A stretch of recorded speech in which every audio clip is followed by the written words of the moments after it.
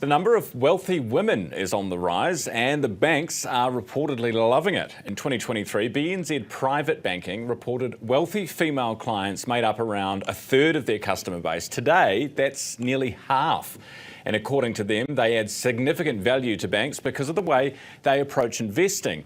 Penny Milne is with New Zealand Sotheby's International and has noticed the change in her customer base, and she joins us now. Penny, good morning. Good morning. What have you noticed? Because in terms of real estate, with women, wealthy, the higher end of the market where Sotheby's normally is, what are you seeing?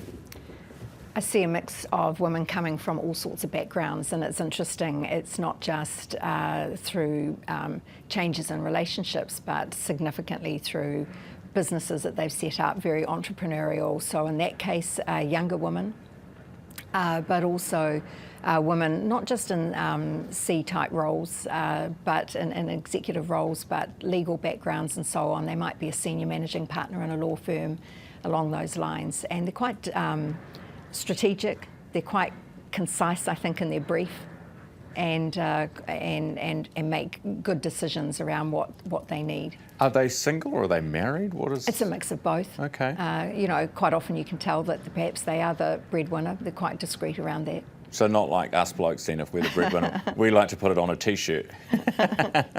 And when you say that they're more concise or maybe considered in what their investment decisions might be with property, what do you mean?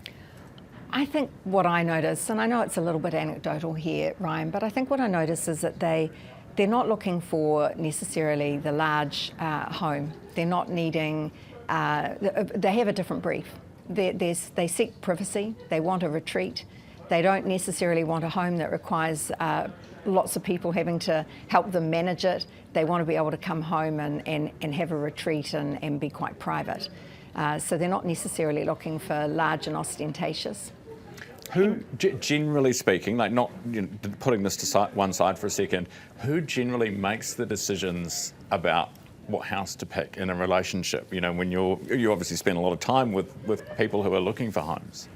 Well, the men always say, happy wife, happy life. That'll be a background comment if they're buying a property together. And you can see that they will defer to the woman for key decisions.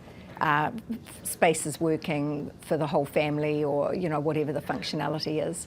Look, of course it's a joint decision, but I think women are influential in how the property's going to work. Are you noticing that men are increasingly into big wardrobes as women are? Oh, that's a really big thing. The men walk in these days and say, oh, well, that's me sorted. Where are you going? It used to be the other way around, of course. So, that need for two large wardrobes to give some equality in that space is definitely been in the increase these last 5 years, very noticeable. It's one of the things I talk to developers when they're looking at developing off the plans. Oh, really? As I talk to them about those spaces, get that right, or you'll have a problem. Because the other thing is, these days, really rich people, I'm not one of them, clearly, want two separate showers as well for his and hers. You see a little bit of that. I see less of that, but they definitely want enough space within those private spaces to be able to function. I think wardrobing is the big one. Yeah, interesting. Yeah. Hey, Penny, lovely to chat to you. Thanks so much for coming in. No, you're welcome. Thanks so much. Excellent to have you here.